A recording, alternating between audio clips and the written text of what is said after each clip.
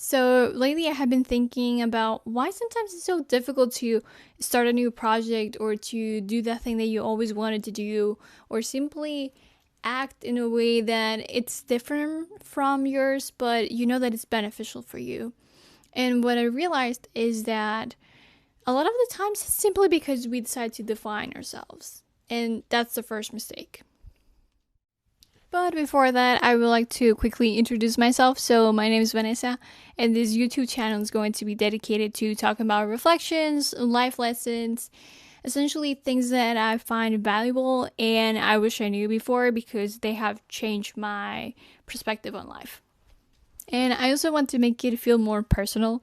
So, I'm gonna try not to edit the videos too much so that it really just feels like a conversation. Now, going back to today's topic. So, the central mindset that we all need to have is to not define ourselves. And I know it sounds cliche, and you have probably heard about this in the past. And it also sounds a little bit hippie, but it is true. So, give me a few minutes, and then I'm going to explain how this works and why we usually define ourselves. Because it is one of those things that it sounds so simple and obvious, but once you truly internalize it, it really changes everything. So, you know how we usually have definitions for ourselves? Like we say, oh, I am this or I am that. Like, I'm extroverted, I am introverted, I am shy, I'm lazy.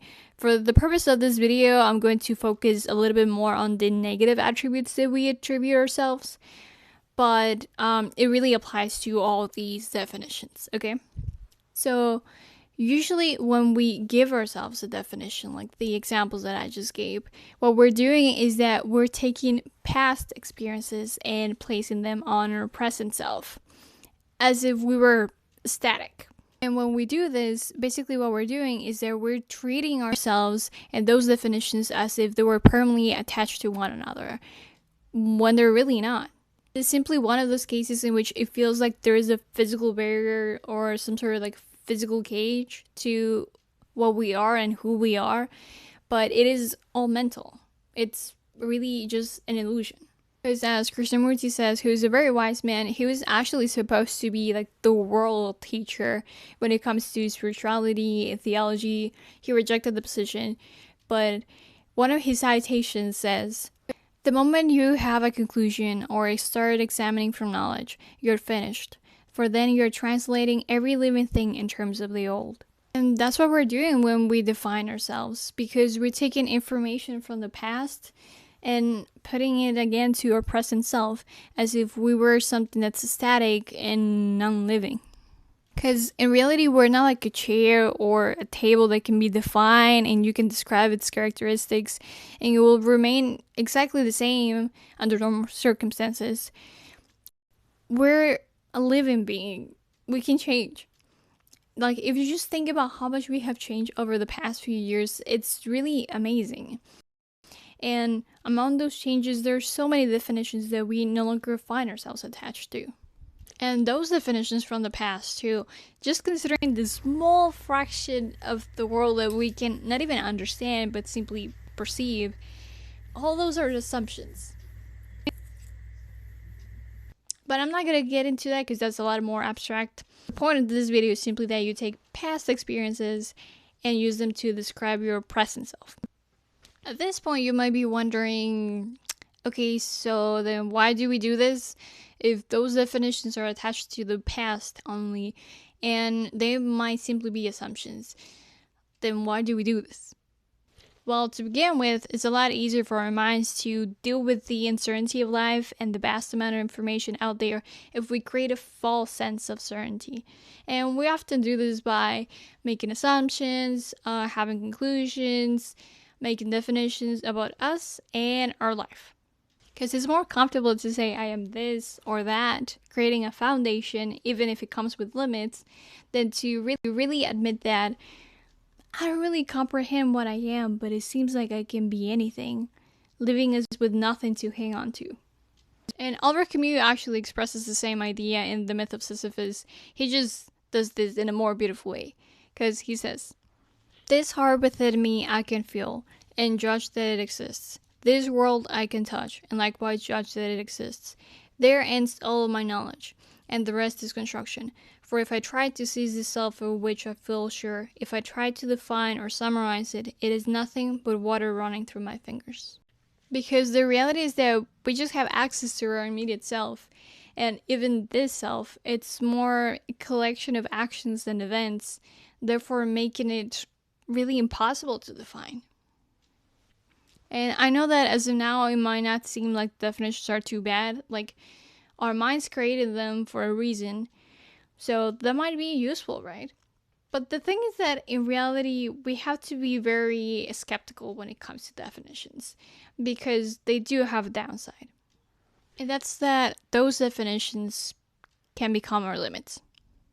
Because we can start treating ourselves as if we were static and act only in accordance to such beliefs, letting those definitions dictate our actions.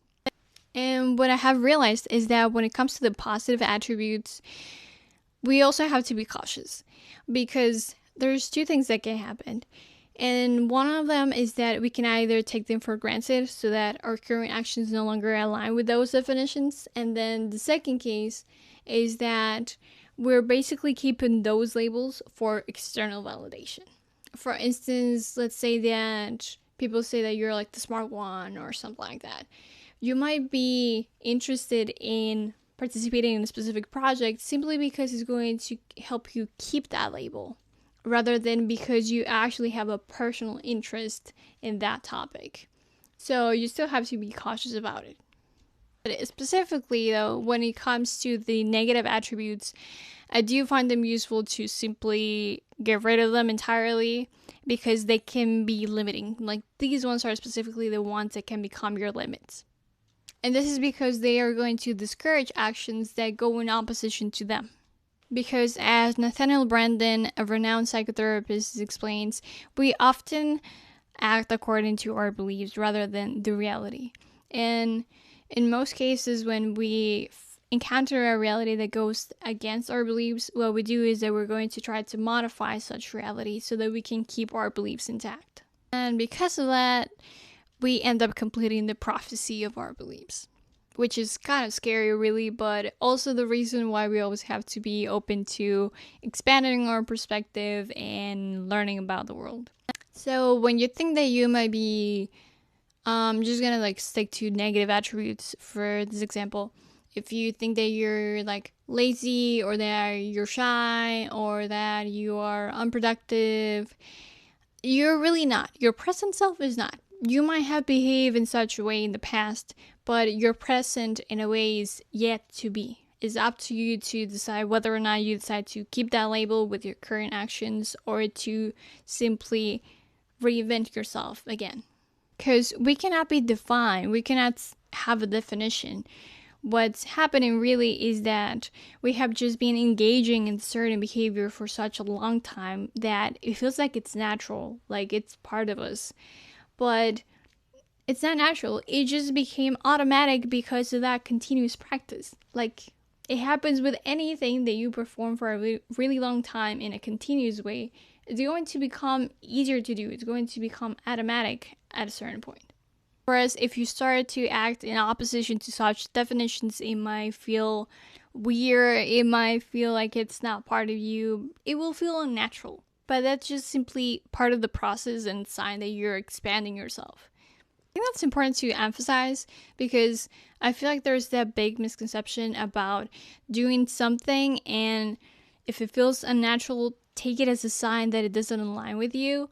When in reality, if it's something that you're doing for the right reason, it might simply be a sign that it's an area for improvement and that's it.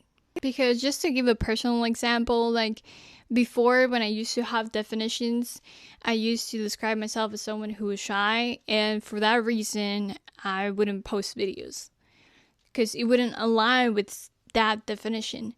But then I realized that those definitions don't really exist. And I also wanted to have a challenge, so I decided to start posting videos.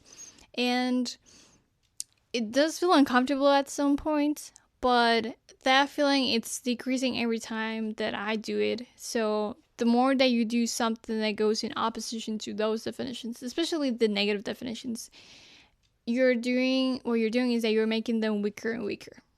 Because again, those definitions are associated to the past, not to your current self, and they are not going to always be aligned to the things that you want.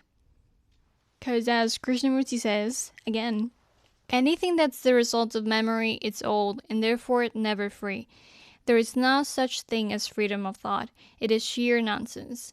Thought is never new, for thought is the response of memory, experience, knowledge. So by not having definitions, we can really allow ourselves to do whatever we want, to be free and to act according to the things that we want rather than to past experiences that seem to define our present self. But of course, this is easier said than done. So that's why I'm gonna share some techniques that I have found useful when it comes to dealing with this idea of not having definitions when we have been taught that we need them. And when it comes to the positive definitions, what I have found useful is to simply use them as evidence that if you have shown a certain behavior in the past, then you can also show that again in the present. And when it comes to the negative attributes, what's important is to simply get rid of them. And when you find yourself trying to do something that goes against them, just anticipate the opposition, because you might have certain thoughts that go against that action, or you might have a feeling that it is uncomfortable and it might feel like it's unnatural to you, but that's just a sign that there's area for improvement right there. And with the thoughts, it's essential to make a division between your mental state and your physical state, and acknowledge that even if you are having certain thoughts, you don't have to be influenced by them entirely. You can still take a different action in opposition to them. And by doing this, you're basically going to expand the way that you see yourself, and you're not going to be limited to those definitions, whether those are positive or negative ones. So you will start to act from a place of freedom and be a step closer to having a fulfilling life. And that's it for this video. So thank you so much for watching, and bye!